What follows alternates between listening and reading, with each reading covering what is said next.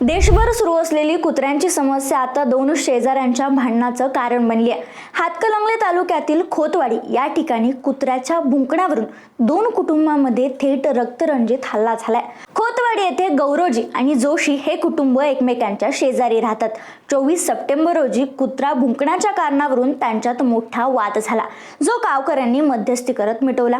यानंतर थोड्या दिवसांनी रात्रीच्या सुमारास श्रेयस जोशी, त्यांच्या आई मंजिरी जोशी आणि त्यांचा एक मित्र हे तिघे शेजारी असलेल्या गौरोजींच्या घरासमोर गेले। यावेळी माझ्या मुलाला कुत्र्याच्या भुंकण्यावरून बोलतोस, तुझी एवढी हिम्मत, असं म्हणत मंजिरी जोशी यांनी अक्षय गौरोजी यांना मारहाण केली।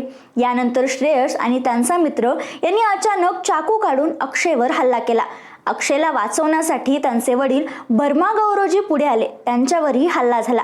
या गोंधळामुळे आजूबाजूच्या शेजाऱ्यांनी घटनास्थळी धाव घेतली आणि जखमी झालेले अक्षय आणि भरम गौरोजी यांना उपचारासाठी आयजम रुग्णालयात नेण्यात आले। दोघेही या हल्ल्यात गंभीर जखमी झालेत। या सगळ्या प्रकरणी शहापूर पोलीस ठाण्यात गुन्हा दाखल झालाय।